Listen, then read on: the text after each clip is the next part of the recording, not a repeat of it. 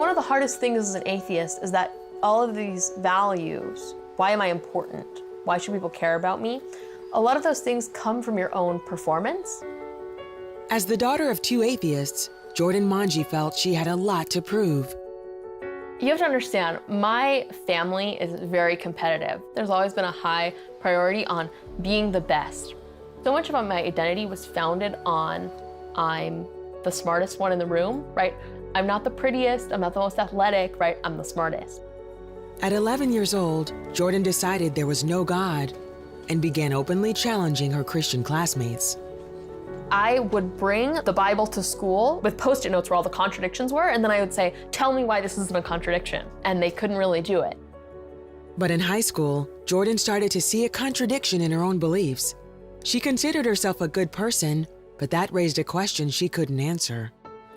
Where does morality come from, if not from God?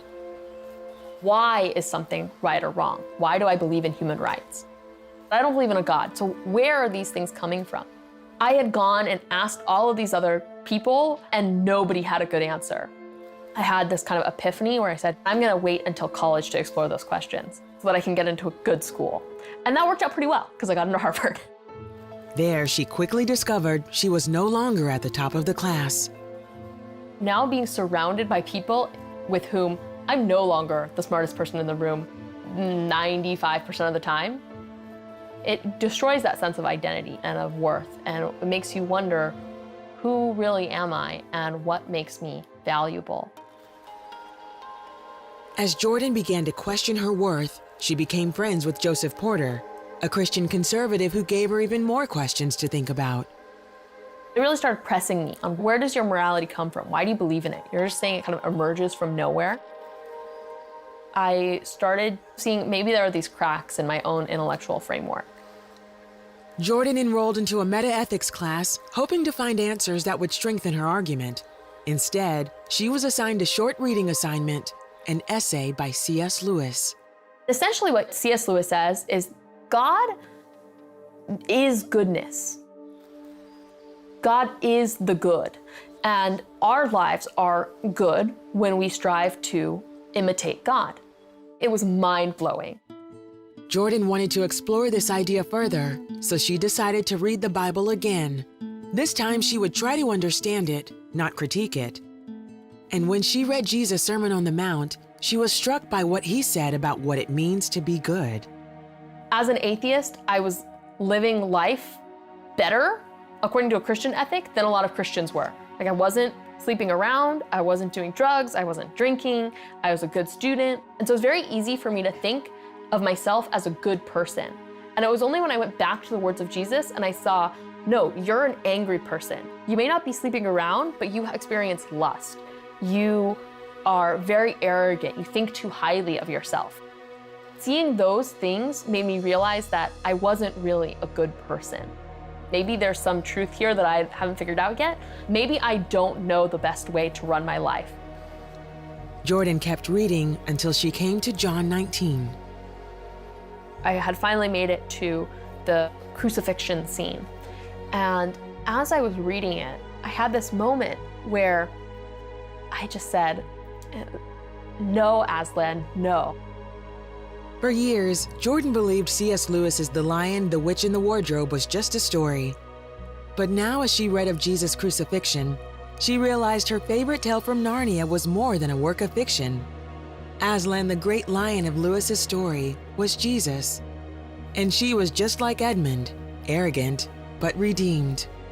It just immediately clicked, like, I am Edmund, Jesus is Aslan, and he is dying for my sake.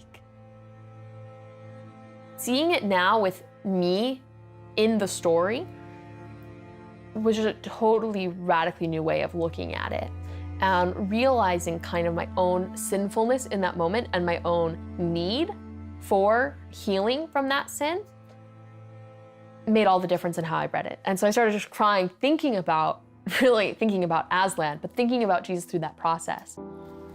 Realizing in that moment that you're Edmund is to realize I'm powerless. I need help. I recognized my own incurable need for forgiveness that could only come from Jesus Christ. Still, that wasn't enough to break Jordan's deeply rooted need for intellectual evidence of God. So she pored over every scientific argument, analyzed every prominent religion, and all the evidence pointed her back to Jesus Christ. One of the things that helped me the most to eliminate my pride was having to admit that I had been wrong all of those years as an atheist. Ultimately, it came down to a profound yet simple truth. As I thought about what love really was, I could see how Jesus' death on the cross was the perfect embodiment of that. God is love and God is truth, so God is goodness. It was at that point when I realized, if I want to try this Christianity business, I can't do it half-heartedly. I have to be fully committed. On April 12, 2009, Jordan gave her life to Jesus. Since then, she has grown even stronger in her faith. She graduated from Harvard in 2012, recently married, and is currently pursuing a doctoral degree at Fuller Theological Seminary. But she says none of that determines her value. What is man that God is mindful of him? What am I that I have value? So long, my value had come from the things that I had done. So moving to a framework where instead, the reason I knew I was valuable was because Christ had died for me, that he loved me regardless of what I would ever do. It's immensely freeing.